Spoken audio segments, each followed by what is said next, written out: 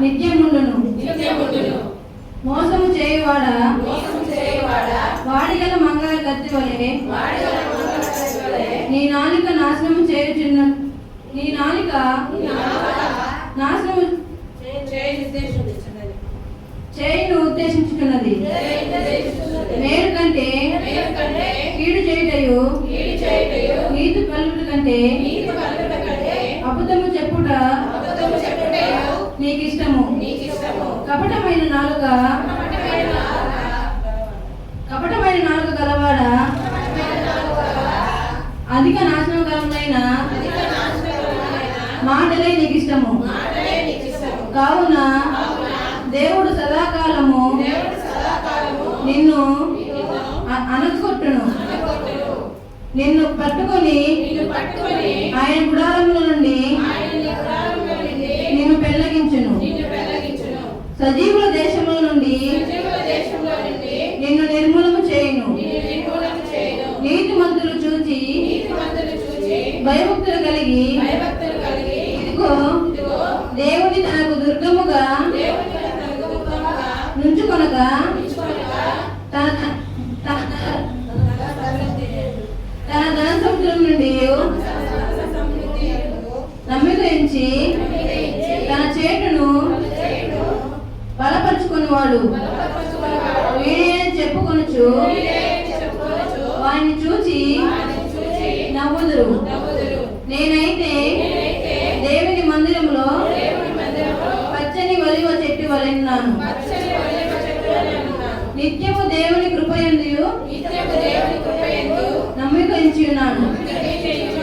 నీవు దానిని నెరవేర్చితివి కనుక నేను నిత్యము నిన్ను స్తుతించెదను. నీ నామము నీ భక్తుల దృష్టికి ఉత్తమమైనది. నేను దాన్ని స్మరించి కనిపెట్టుచున్నాను. దేవుని కృపయందు నమ్మిక ఉంచుకున్నాను. లోకంలో ఉండేవాళ్ళు ధన సమృద్ధిని నమ్ముకుంటారు, కీడును నమ్ముకుంటారు, లోకాన్ని నమ్ముకుంటారు, లోకాశలను నమ్ముకుంటారు. లోకస్తులు లోక ఆశల ప్రకారం జీవించక దైవాశ ప్రకారం ఎందుకు జీవిస్తారు అనుకోవడం కూడా పొరపాటే కదా. మరి ఏది పొరపాటు అంటే దేవుని బిడ్డలని చెప్పుకునే మనము లోకస్తుల్లాగా లోకం కోసం జీవించడం పొరపాటు. అంతేగాని లోకస్తులానే జీవిస్తారు, దాంట్లో తప్పే ఉంది. మనం లోకస్తులుగా జీవిస్తే అది తప్పు. లోకం మీద ఆశ పెట్టుకొని లోకస్తులందరూ వ్యర్థంలాడుతూ ఉన్నారు. ధన సమృద్ధి కోసమని, పేరు కోసం, ప్రఖ్యాతుల కోసం, లోకంలో దేనికోసమో ఆరాటపడుతూ ఉంటారు. చివరకు నిరాశ అడ్డమొచ్చి నిరాశ నిస్పృహలు, దుఃఖం, వేదన, కన్నీరు కడగటలో కొట్టుకొని పోతారు. అయితే దావీదయ్యకి అవన్నీ బాగా తెలుసు. దావీదయ్య ఎవరికైనా పోనీ కానీ నేనైతే నా దేవుని మందిరంలో పరిశుద్ధంగా వెలుగులో చుట్టూ ఉంటాను. ఈ మాట అందరూ ఒకసారి చెప్పడమ్మా. నేనైతే నా దేవుని మందిరంలో పచ్చని ఒలీవ చెట్టు అని ఉన్నాను. ఎందుకంటే దాని కింద రాసిన మాట నేను దేవుని యందు నమ్మిక ఉంచి ఉన్నాను అంటాడు. చెప్పటప్పుడు ఇక్కడ దేవుని యందు నమ్మిక ఉంచిన వాళ్ళు ఎక్కడ ఉండాలమ్మా ఈరోజు చెప్పడమ్మా. దావీదు మహారాజు ఏం చెప్పాడు? దేవుని యందు నమ్మిక ఉంచిన వాళ్ళు ఎక్కడ ఉండాలా? ఎందుకు లోకంలో ఉండాలి? ఎందుకు దేవుని మందిరానికి రావాలంటే అంత బాధ ఎందుకో నాకు అర్థం కాదు. ఎలాగో ఎక్కడికైనా పరిగెత్తాం కానీ గుడికి రావాలంటేనే లేని బాధ. మళ్ళా ఏమి ఇంటికాడ ఏం పల్లి పాట ఉండదు. ఎందుకంటే వాళ్ళకి దేవుడి మీద నమ్మకం లేదు. మేము కట్టుకొని అయిపోతాం, బాప్తిస్మం తీసుకుంటే సందా కట్టుకుంటే అన్నీ కడతారు. దేవుడు అంటే భయం లేదు. హల్లెలూయా. ఉద్యోగానికి పోకపోతే ఆ రోజు జీతం మీరు ప్రైవేట్ కంపెనీలో ఎంత బాగా పోతారు.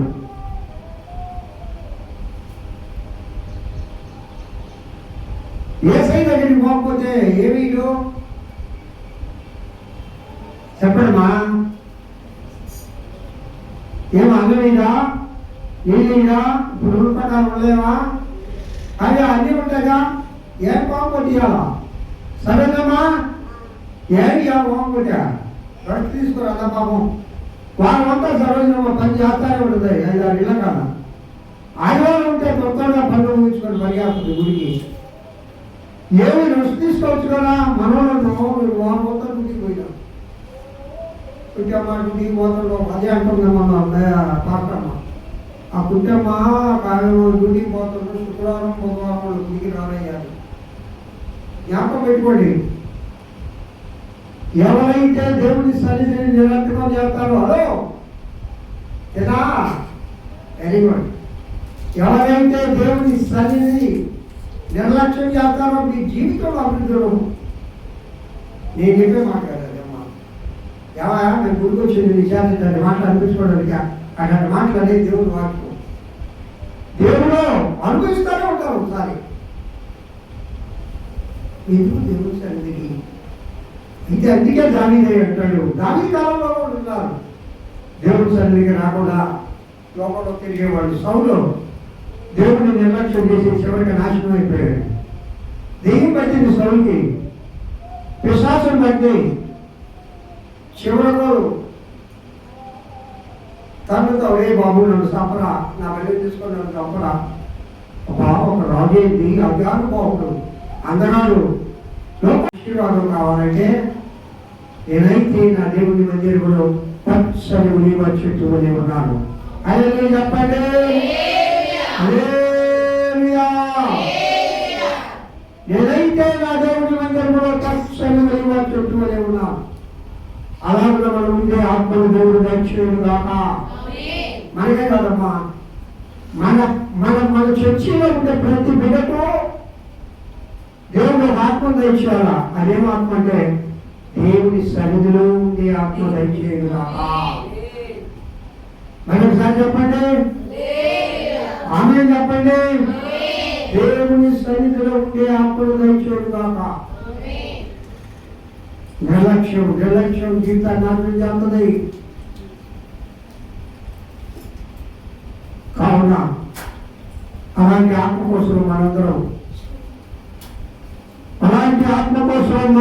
ఇప్పుడు దేవుని ఆరాధన చేద్దాం. ప్రభావ సంఘంలో నిర్లక్ష్యంగా ఉండే బిడ్డల మీద, ఆరాధనకు రాని బిడ్డల మీద అయ్యా దేవుని సముఖంలో నివసించే ఆత్మను దయచేయండి ఆయన.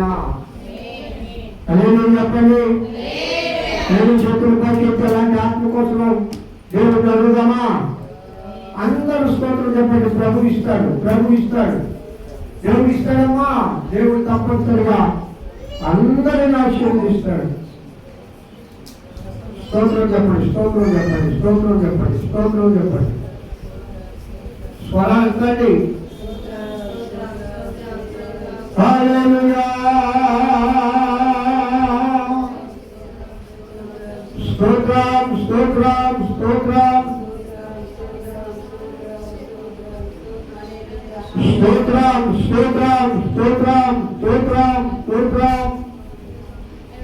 దేవా మా మీద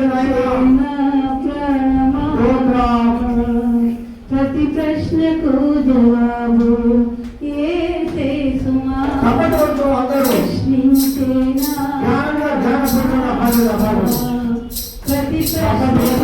జవాబు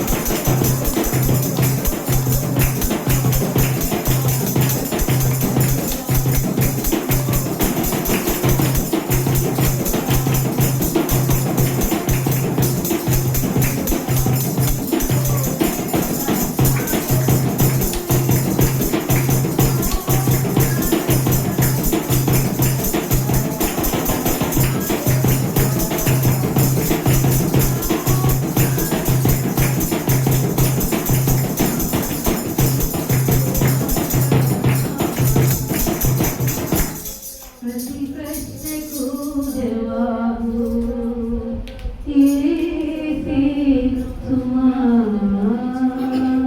అవును పిల్లరా, ఎన్నో ప్రశ్నలు మేము ఉదయం వేస్తే ఈ జీవితమే ఒక ప్రశ్నార్థకం అయిపోయింది. ప్రతి ప్రశ్నకు జవాబు చేస్తూ అనుకున్న వాడిని ప్రశాంతంగా జీవించగలరు. నేను లేకి తెచ్చే ప్రశ్నలన్నిటికీ నా యేసే సమాధానం. అవును తండ్రి, బిడ్డల హృదయాల్లో ఎన్నో ప్రశ్నలు నానా, ఎన్నో సమస్యలు, ఎంతో అనారోగ్యం, ఎన్నో ఇబ్బందులు, ఎన్నో కడగళ్ళు. ప్రతి ప్రశ్నకు సమాధానం మీరుగా ఉండండి. ప్రతి బిడ్డను ఆశీర్వదించి మాతో మాట్లాడమని యేసును పెద్ద వేడుకొచ్చున్నాం తండ్రి. ఆమేన్. అందరం కూర్చున్నాం. దేవుని నామములకు మహిమ కలుగును గాక. హల్లెలూయా. అయినా ఒక గ్లాసు నీళ్ళు ఇక్కడ పెట్టు. వాటర్ కూడా తేలేదు. ఇది ఎవరికమ్మ? ఇది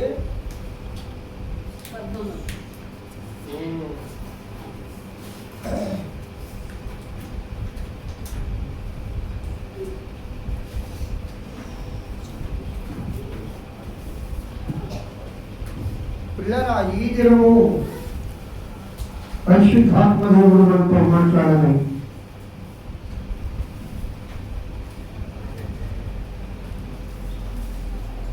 పశ్చాత్తాపము అనే ఒక అంశాన్ని గురించి మనం ధ్యానం చేసుకుందాం. పశ్చాత్తాపము, దానికి మరొక పర్యాయ పదం ఏంటంటే పరివర్తన. పరివర్తన. ఇంకొక పదం ఏంటంటే సంతాపము. సంతాపానికి రెండు అర్థాలు ఉన్నాయి. ఒకటి, మనము ఒక వ్యక్తిని చూసి సంతాపపడడం అంటే బాధపడము అని అర్థం. సంతాపం అంటే బాధ అని అర్థం.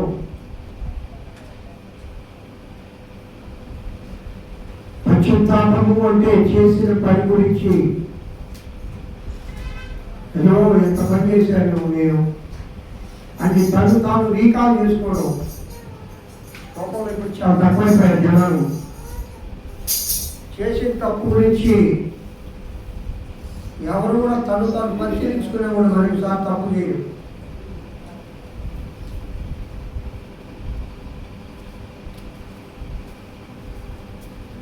అట్లాంటి వాళ్ళు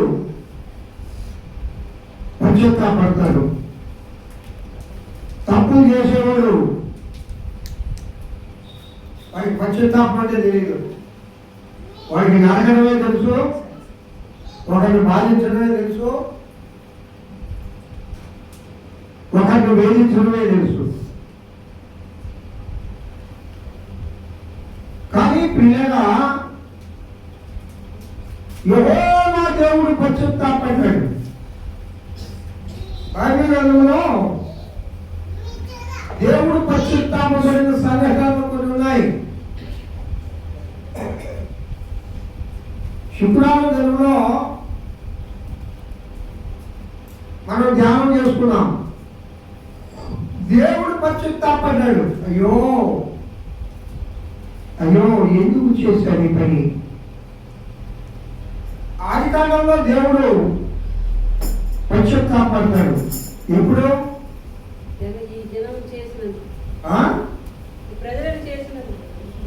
ఎంత నిజంగా తల్లిదండ్రులు కూడా అయ్యా నేను దుర్గన్నాలోనైనా అన్నదా ఎప్పుడన్నా లేదా ఏమన్నదా అని ఉంటుంది. భూమి మీద నరులను చేసినందుకు యెహోవా సంతాపం నుండి హృదయంలో నొచ్చుకొనెను. చెప్పండి. నరులను చేసిన దానికి భూమి మీద దేవుడు మొదట ఏమంటాడు? మొదట ఆయన సృష్టి అంతా 5 దినాలు చేసి 6వ దినం ఆదామును చేసినప్పుడు చాలా సంతోషపడ్డాడట. అన్నీ చెప్పండి, హల్లెలూయా. జాగ్రత్తగా వాక్యం వినండి. చాలా సంతోషపడ్డాడట. ఇక్కడ ఏమనుకుంటున్నాడు? ఎందుకు చేశారు బాబు ఈ నరుడు భూమి మీద అంటే అంత బాధ కలిగించాడు నరుడు. మనం తల్లిదండ్రులకు బాధ కలిగించినప్పుడు వాళ్ళ మనసులో వచ్చే మాట అదే కదా, నువ్వు నా కడుపును పుట్టకుండా బాగుందంటారు అంటారు కదా. వాటి నేను ఎప్పుడా నేను సంపాదించుకుంటున్నాను, మీ అమ్మ నేను సహజంగానే అంటారు బాధ కలిగిస్తే, అయ్యా నువ్వు నా కడుపును పుట్టుకున్నావు వరవయ్యా అని కొంతమందిని అంటారు. కొంతమంది ఎందుకు పుట్టావురా ఇంకొక మాట కూడా అంటారు. కన్నప్పుడే పేరు సంపేయాల్సి ఉంటుంది కదా. ఎప్పుడా ఎవరు పేరు సంపేస్తారు? ఎప్పుడా ఏమా కళ్యాణమ్మా ఎప్పుడైనా ఎవరైనా అంటే పేరు సంపేస్తారు ఉన్నా లేదా? అమ్మ 1% ఉన్నారమ్మా ఆడవాళ్ళ.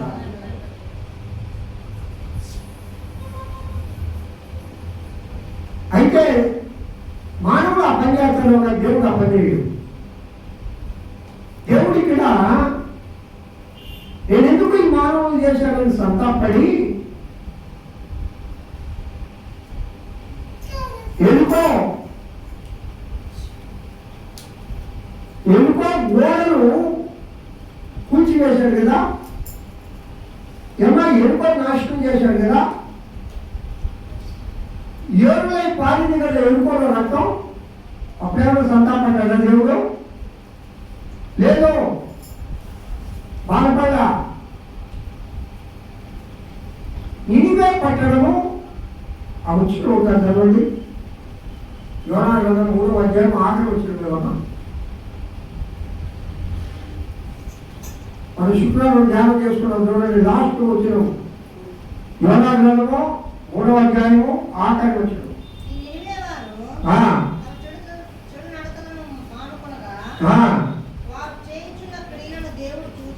చూచి పశ్చాత్తాపుడై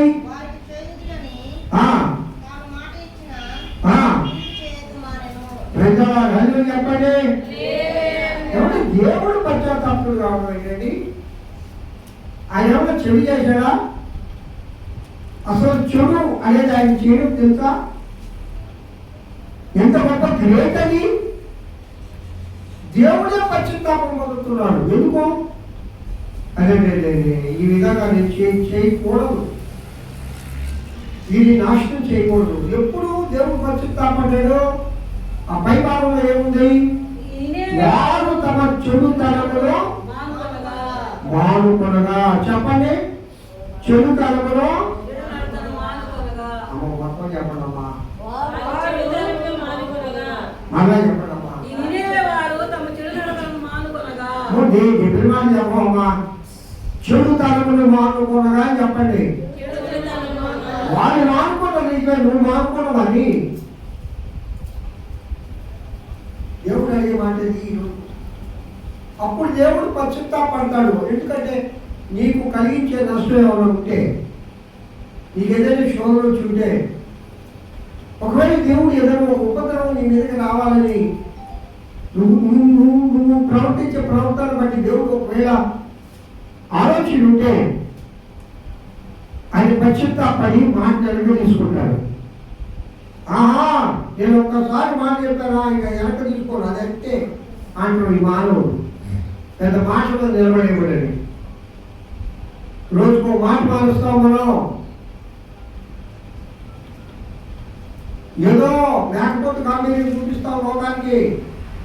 మనం నీ హృదయం ఏందో నాకు తెలియపోయిన ఏసరికి తెలుసు. హృదయం చేసేది ఇద్దరికే. ఎవరికి చెప్పండి? నీ హృదయంలో ఉండే విషయాలు తెలిసేది ఇద్దరికేనమ్మా. ఎవరికి? నాకు దేవుడికి. నీకు దేవుడికి. చప్పట్లు కొడుతూ దేవుడు ఇంకా ఎవరికి తెలుస్తుంది హృదయంలో నాకు దేవుడికి. నీకు తెలుస్తుంది, నీ దేవుడికి తెలుస్తుంది. దాచిపెడతా దేవుడి దగ్గర ఏమన్నా తెలియకుండా.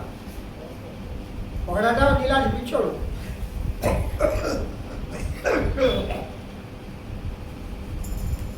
దేవుడికి తెలియకుండా నేను ఏమైనా చేయాలనుకున్నట అనుకొని కొండ గుహల్లోకి పోయాడట. నా వైపు చూడండి అందరూ. కొండ గుహల్లోకి అక్కడ దేవుడు ప్రత్యక్షమయ్యాడట. మరి ఇక్కడ లాభం లేదు. కొండ పైకి పోయాడట. అక్కడ ఏసయ్య. గాఢాంధకారపు లోయలోకి పోయాడట. అక్కడ ఉన్నాడంట. అగాధ జలములోకి పోయాడంట. అక్కడ ఉన్నాడంట. మరి ఎక్కడయ్యా నువ్వు లేదంటే, నేను చేసిన దగ్గర నేను ఎందుకున్నాను? ఇదంతా నేను చేసిందే కదా, ఇదంతా నా కనుసన్నలోనే ఉంది కదా, నన్ను విడిచి నువ్వు ఎక్కడా నాకు మరుగై ఉండలేవు అంటాడు దేవుడు వాక్యంలో. ఆయనకు మరుగైనది లోకంలో ఏదీ లేదు. అల్లె చెప్పండి ఒకసారి. నిజంగా ఆ భయం గారి మన హృదయంలో ఉంటే అమ్మ చూడలేదులే, నాయన చూడలేదులే, భర్త చూడలేదులే, భార్య చూడలేదులే, సంఘస్థలు చూడలేదులే, లేకపోతే స్నేహితులు చూడలేదు, తప్పు చేస్తావు, అవి చేస్తావా చెప్పండి? అవి ఆ పనులు చేస్తావా? ఎప్పుడు చేయము? ఎవరు చూడకపోయినా ఒక ఆయన ఉన్నాడు మా చూసి. ఆయన ఎవరు అడగకపోయినా ఒక ఆయన ఉన్నాడు నిన్ను అడిగా. ఆయన ఆ ప్రశ్న నీలో నిజంగా నువ్వు దాన్ని నమ్మితే ఎవరు తప్పు చేయరు. అల్లు చెప్పండి.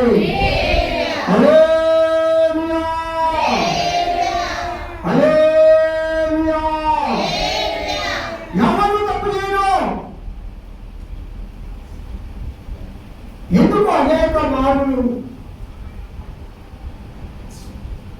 భక్తి నుండి వైదొలిగి దేవుడికి దుఃఖం తెప్పిస్తున్నావు, పరిశుద్ధ ఆత్మను దుఃఖపడుతున్నావు, ఈ తండ్రిని బాధ పెడుతున్నావు, నీవే బాధపరుచుకుంటున్నావు, మళ్ళా కూర్చొని అయ్యో అయ్యో అయ్యో అంటున్నావు. అయ్యో అనే మాట యేసుక్రీస్తు ప్రభు అనేక మార్లు అన్నాడు. ఎవరు నువ్వు చెప్పండి? పరిచయం చూసి, సదుకాయలను చూసి, అయ్యో అయ్యో అయ్యో నిన్ను చూసి అంటున్నాడా లేదా? అంటున్నాడు. ఎప్పుడంటాడు? దేవుడికి వ్యతిరేకంగా ఆలోచించినప్పుడు కూడా ఆయన అయ్యో నా మీద ప్రవర్తించినప్పుడు కాదు ప్రియారా. దేవుడికి వ్యతిరేకమైన ఆలోచన మన హృదయంలో వస్తేనే ఆయన అయ్యో అంటాడు, ఆయన బాధపడతాడు. కావున యేసుక్రీస్తు ప్రభు నన్ను చూస్తున్నాడు అనే భావన ఎప్పుడు నీ మైండ్లో ఉండాలా? స్తోత్రం చెప్పడం ఒకసారి. నువ్వు ఎక్కడేమైనా అక్కడ చేస్తాడు గుర్తుపెట్టుకో. హల్లెలూయా.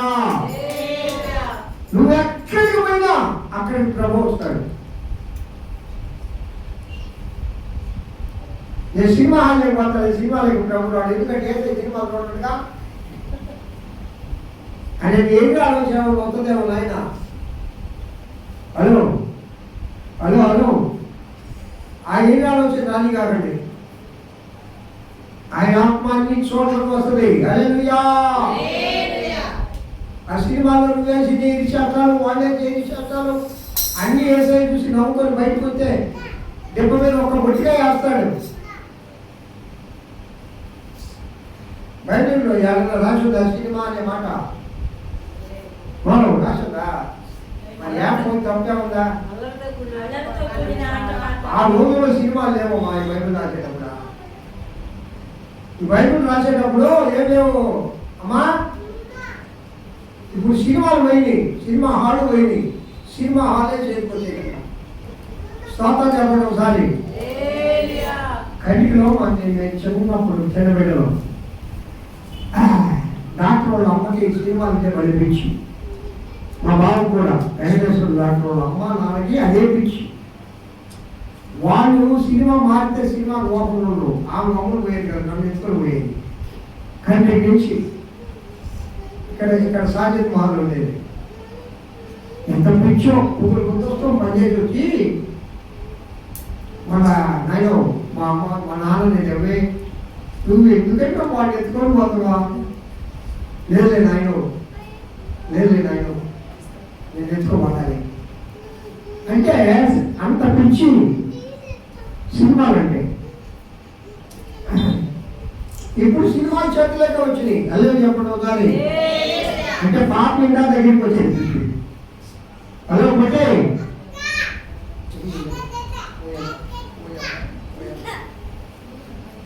అదమ్మా చప్పట్లు పెడుతుంటే మంది మాట్లాడి. కావున ప్రియా దేవుని వెళ్ళారా, దేవుడు పశ్చాత్తాపడ్డాడు. ఎప్పుడు? చెడుతనములో విసర్జించినప్పుడు, చెడుతనంలో వదులుకున్నప్పుడు. వాళ్ళు చెడుతనం వదులుకోవడానికి 12 అంశాలు 12 రకాలైన కార్యాలు చేశారు వాళ్ళు. ఏమా నినివే పట్టణం వాళ్ళు 4వ వచనం నుండి ఆఖరి వచనం వరకు చదివితే 12 రకాల కార్యాలు చేశారు. మొట్టమొదటిది విశ్వాసం ఉంచారు. హల్లెలూయా చెప్పండి ఒకసారి. హల్లెలూయా. దేవుని యందు నువ్వు విశ్వాసం ఉంచితే ఏ కార్యమైనా జరిగిపోతుంది. ప్రభు అని విశ్వాసం ఉంచి, విశ్వాసం లేదోలే దిగులు పడేది. నారదమ్మా ప్రభు ఉన్నాడు నాకు అనుకుంటే దిగులే రాదమ్మా. ఎవరు లేకపోయినా ఉన్నా, ఏమి లేకపోయినా ఉన్నా నాకెవరున్నారు? ప్రభు ఉన్నాడు, సృష్టికర్త అయిన దేవుడు ఉన్నాడు అనుకున్నప్పుడు వదిలే అనుకున్నప్పుడు దిగులే పడరు. చాలా మంది భలే ఉపవాసులు ప్రార్థన చేస్తారు. మాయమ్మ అలాంటి వాళ్ళు గంటల ప్రార్థన చేస్తారు. అయ్యో అది అట్టయ్యా జరిగేది ఏంటి ఏదమ్మా అది అట్టయ్యా అది దేవుడి దగ్గర నేను పెట్టుంటాను, ప్రార్థన చేస్తుంటాను, మళ్ళా దిగులు పడి అంటే నువ్వు చేసిన ప్రార్థన అంతా వ్యర్థమే. అదే చెప్పండి ఒకసారి. నినివే వారు దేవుని యందు విశ్వాసం ఉంచారు. మొట్టమొదటిగా ప్రవక్త చెప్పిన మాటలు నమ్మారు. ప్రవక్తను చూసి భయపడ్డారు. అయ్యో పట్టణం నాశనం అయిపోతుంది, మేమంతా నాశనం అయిపోతాం నమ్మారు. కాబట్టి కార్యాన్ని సాధించారు. అదే ఎప్పటి చెప్పడం నమ్మకం అనేది చాలా ముఖ్యం. మనము నమ్ముతాం, మనం చేసేది మనం చేస్తాం, ప్రార్థన చేస్తాం, పాపము చేస్తాం. ఒక ఆయన ఒక హెడ్డింగ్ పెట్టాడు, ప్రార్థన పాపము. ఒక మెసేజ్కి ఏం పెట్టాడమ్మా? రెడో ఏం పెట్టాడా? నేను చెప్పింది చెప్పాలరా.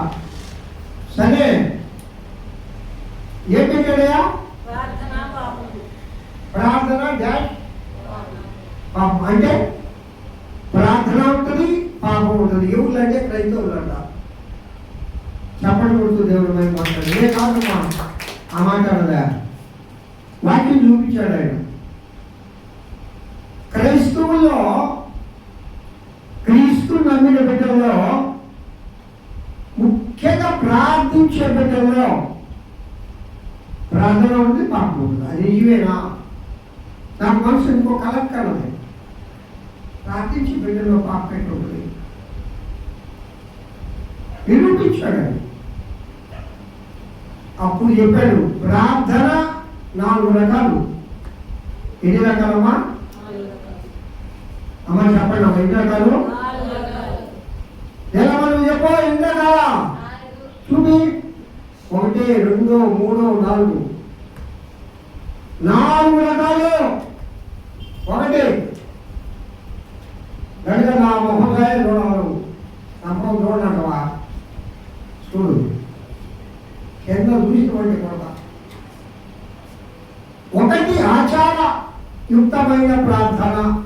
అమ్మా ఏంటి ఆచారయుక్తమైన ప్రార్థన? ఉదాహరణ చెప్పండి.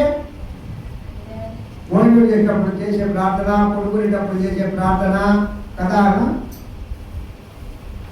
ఎక్కడికైనా పోయేటప్పుడు ఇట్లా ముసుకేసుకునే ప్రార్థన, అవన్నీ ఆచారాలు. ఏంటి దాన్ని ఏమంటారు? అటువంటి పాపం చేస్తారు, చేయాలి.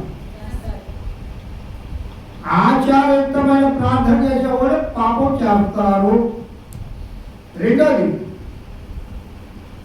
చర్చిలో జరిగే ప్రార్థనలు. ఆదివారం ప్రార్థన, శుక్రవారం ప్రార్థన, బుధవారం ప్రార్థన, ప్రత్యేక ప్రార్థన, ఉపవాస ప్రార్థన, మరి ఏ ప్రార్థన అయినా వాటింటికి వచ్చే వాళ్ళందరూ పాపం చేస్తారా? అందరూ చేయండి, కానీ వచ్చే వాళ్ళలో కొందరు చేస్తారు. 3 ఉద్యమ కూటాలు, స్వస్థతా కూటాలు, సువార్త కూటాలు. ఆ కూటాలలో వీళ్ళు చేయించుకునే ప్రార్థన, చేసే ప్రార్థన. పోనీ మరి ఏ ప్రార్థన చేసేవాళ్ళు పాపం చేయరంటే, ఏకాంత ప్రార్థన చేసేవాళ్ళు పాపం చేయరంటే తప్పకుండా దేవుడు అంటే సంవత్సరాలు రోజాలు అది కూడా చెప్పాడు. అనుదినము నీ గదిలోనికి వెళ్ళి ఏకాంతంగా దేవుడితో పెరుగులాగే ప్రార్థన చేయాలట. పెరుగులాగే ప్రార్థన, పశ్చాత్తాపముతో కూడిన ప్రార్థన, కన్నీటితో కూర్చిన ప్రార్థన, నిజముగా ప్రభు కొరకు త్యాగం చేసి పాపమును పరిత్యజించి విరిగి నలిగిన హృదయముతో పోకాలపై ఉండి ఏకాంతంగా ప్రార్థించే వారి పాపానికి దూరంగా ఉంటారు అని చెప్పాడు. తప్పకుండా ఉంటుంది దేవుడు బయటపడతాడు. ఎవరు చెప్పరా? పరిశుద్ధాత్మ దేవుడు నాకు చెప్పాడు, నేను మీకు చెప్పా. ఇప్పుడు నేను ఆ సెక్రటరీలో ఎన్ని తప్పు ఎవరో చెప్పారనే మాట ఆత్మదేవుడు నాలో ఇచ్చిన ఒక మాటను మీ ముందు నేను ఉంచి, మన కోసమేమో, నీ కోసమేమో, నా కోసమేమో మన ప్రార్థనలు మామూలుగా ఏదో భక్తి పనులు అని చెప్పుకుంటూ, పాత్రలు అని చెప్పుకుంటూ, విశ్వాసం అని చెప్పుకుంటూ, పెద్దలు అని చెప్పుకుంటూ, పాపం అంటే ఏదమ్మా చెప్పండి? పాపం చెప్తున్నా, అది మాత్రం మరి వస్తుందా? ప్రార్థన చేయకపోవడం పాపం ఉందా లేదా? వాక్యం ఇక ఉదయం లేదు. వాక్యం ఎంతమంది చదువు వచ్చిన వాళ్ళే ఎలా నువ్వు ఎంత నీకు చదువు రాలే. చదువు వచ్చిన వాడు వాక్యం ఎంతమంది అండి? ఎందుకు చదవాలా? ఎందుకు చదవండి? మరి పాపం చేసిన కదా. మరి నువ్వు ఆ పావులకు వస్తున్నావు రావా? ఏం చేసి దేవుడు వాటికోపాధ్యాయులు చదవడం బాబు. ఒక అర్థగంట సేపు ప్రార్థన చేసుకో. ప్రార్థన చేయక ఆహారంలో మిగువారు పాపయుక్తులుగా మార్చబడుదురు. పాపము ప్రార్థన చేయక, ప్రార్థన వాక్యం చదవకపోవడే పాపం. దేవుడు వాక్యం చదవడమా? కాబట్టి పాపం అంటే ఏదో అంటే వెళ్ళిపోమండి. సులభంగా చిక్కులు పెట్టే పాపాలు. మనం సహజంగా క్రైస్తవులకు వచ్చిన తర్వాత క్రైస్తవ్యంలోకి వచ్చిన తర్వాత బాప్తిస్మం తీసుకున్న తర్వాత సరే ఘోరమైన పాపాలు నువ్వు సామాన్యంగా చేయరు, అంటే ఒక 50% చేయరు, 50% చేస్తారు, 50% మంది చేస్తారు, 50% మంది కొంచెం భయపడతారు. కానీ సులభంగా చెప్పులు పెట్టి సాతాను నిజాలు పాపం చేస్తాడు. ఈరోజు దేవుడు వాక్యం చదవాలా, అది నువ్వు దేవుడు పాపం చేసినట్టే కదా, ప్రార్థన చేయాలా పాపం చేసినట్టే కదా, ఒకరి మీద కోపడ్డావు పాపం చేసినట్టే, ద్వేషించావు పాపం చేసినట్టే కదా. తన సహోదరుడిని ద్వేషించేవాడు ఎవరితో సమానమా? నిరమచకు నరహత్య చేయి వారితో సమానుడు. ఆ మాట బైబిల్లో ఉందమ్మా, ఏంటంటే అదే చెప్పండి ఒకసారి. అంటే ద్వేషించవచ్చా?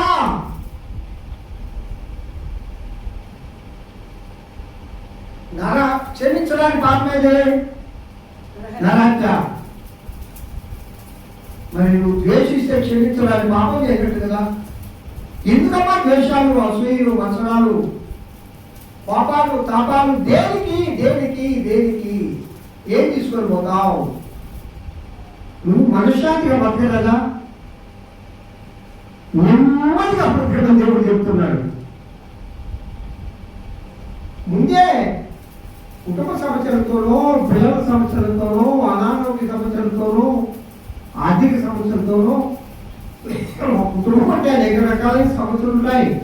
వాటితో అసలు కుటుంబం అయిపోతూ ఉంటాం. మళ్ళీ ఎందుకు అని ఈ కష్టాలు ఎందుకో ఉండేది పోయలేకపోతున్నావు. ఎందుకంటే నువ్వు దేవుడు పిలిచినప్పుడు ఆయన మీద భారమైన ప్రయాసపడి భారము మోయించున్న వారులారా, వదిలేయ నా భారం మోసుకుంటా. ఒకడు బస్సు ఎక్కి మూట నెత్తి మీద పెట్టుకుంటాడు. ఎందుకు రాకలేడా అని తక్కువ కండక్టర్ వచ్చాడు, బాబా ఆ మూట కింద పెడతాం, నువ్వు కింద పడతావు, మూట నేను మోస్తున్నాను అది కోసం పోయాడని చెప్పాడట. వాడు టిక్కెట్ పడుతుందని మోసుకే ఇంకా 40 కేజీలు మురిగా కదమ్మా, ఇంత మురువ ఎత్తుకోవాలా? నువ్వు టిక్కెట్ పడతావు, నా మురువు నేను మోసుకుంటాలే, మరి నిన్ను నీ మూట తిన్నా వచ్చే లా నేను ఎక్కడ పెట్టాను అంటున్నాట. అట్లా మన వారు అదే చెప్పండి ఒకసారి.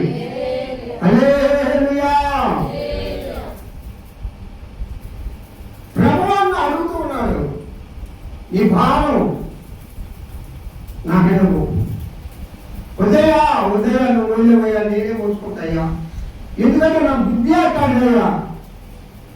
అక్కడే యెహోవా దేవుడు అంటాడు, ఇంకొకసారి నేను ఈ లోకాన్ని ఈ విధంగా నాశనం చేయను.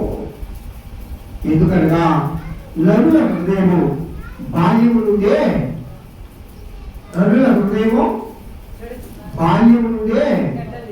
చెడ్డది. అది ఏదన్నా మాట్లాడమ్మా, ఒక్కసారి ఆ మాట్లాడమ్మా. ఎంత మంచి మాట. 8వ అధ్యాయము 21వ వచనం చదువుతుంది. ఆదికాండం 8:21. బైబిల్ తెచ్చుకోవాలయ్యా.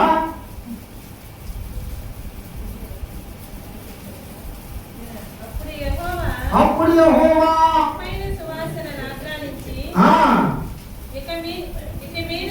ఇక మీదట నరులను బట్టి భూమిని మరలా శపించను.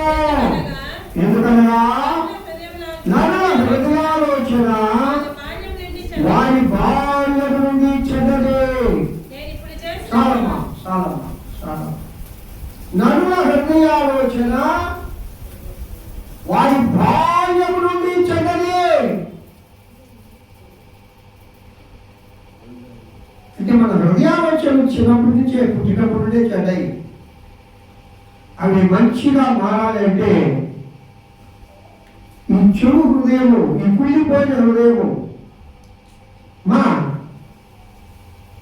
ఈ చెడు వాసన కలిగిన హృదయము, ఈ దుష్ట ఆలోచన కలిగిన హృదయము, ఈ శుద్ధి లేని హృదయము, ఈ వస్తు కలిగిన హృదయము, ఈ మరకలు కలిగిన హృదయము, మమతలు లేని హృదయము పరిశుద్ధ హృదయంగా మారాలంటే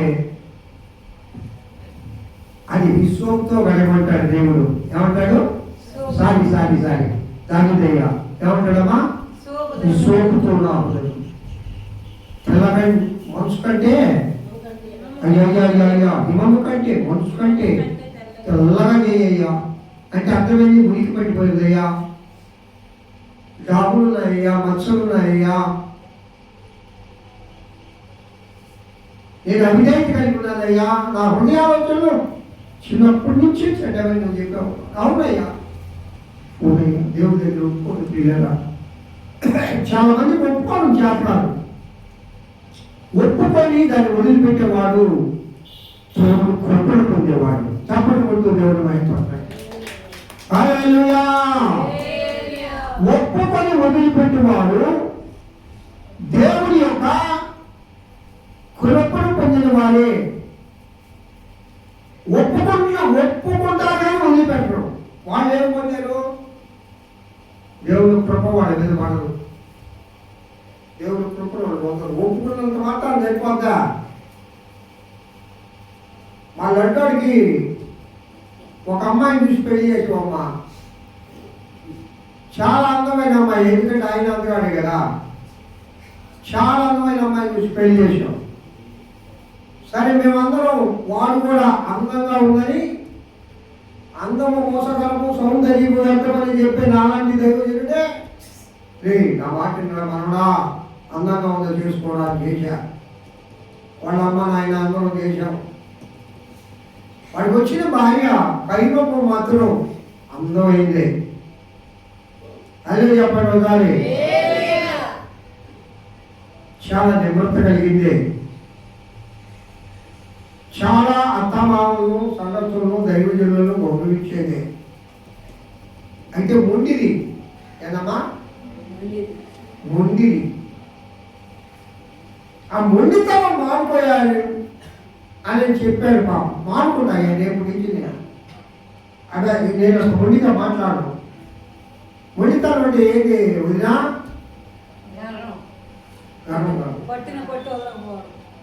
మొండితనం అంటే నేనే గెలవాలా, చేసే తప్పైనా ఏమి గెలవకుండా కాసేపు తరగా ఉంచుకోరాదా, వినకుండా చెవులు మూసుకోరాదా? అమ్మా, మానవుడికే మాట చెప్పేది వాక్యం. మానవులను పరిశుద్ధపరచడానికే దేవుడు వాక్యము. అదే చెప్పండి. ఇది నీరు లాంటిది, పాము లాంటిది, మళ్ళా అగ్ని లాంటిది, మళ్ళా కత్తి లాంటిది. అమ్మ దేవుడు వాక్యం ఎందుకు? అన్ని తలుపులతో ఉందంటే నిన్ను నన్ను శుద్ధి చేయడానికే. చప్పట్లతో దేవుడు మైపడుతుంది. ఆ మొండితనం తెచ్చి వాడికి చేస్తే వాడు ఎంత బాధపడతాడు? మొండితనం మానుకుంటే మానుకుంటాను. లాస్ట్కి నేను చేసిన పనికి నేనే దాని సమస్యను పరిష్కరించాలని పోయిందలే. ఆ మొండిగా ఉండగాకమ్మా అంటే పాస్టర్ గారు ఇక్కడి నుంచి నేను మానుకుంటాను. వారం రోజుల తర్వాత అయ్యా ఏమిరా తాతయ్య? ఏమీ లేదు తాతయ్య, అలా వ్యవహారమే. ఏ వ్యవహారమా? ఆ మొండి వ్యవహారమే. ఏం చేశాను తాతయ్య అంటే మరి ఆ మొండి దాన్ని వదిలేసిరా ఇంకొక పెళ్లి చేస్తాను. ఏం చేస్తావా?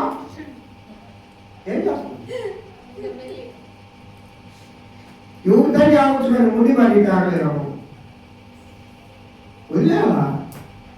దేవుడు ఎట్లా అనుకుంటే అనేక మార్లు ప్రభు చెప్తా ఉన్నాడు, వాక్యం చెప్తా ఉన్నాడు, దైవజనుడు చెప్తా ఉన్నాడు, పెద్దలు చెప్తా ఉన్నాడు, తలంపుల ద్వారా దేవుడు మాట్లాడుతూ ఉన్నాడు.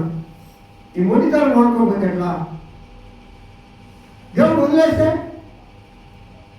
దేవుడు నిన్ను మర్చిపోతే, దేవుడు నిన్ను జ్ఞాపకం చేసుకోకపోతే, యేసయ్య జ్ఞాపకం లేకపోతే ఏమైపోతావు?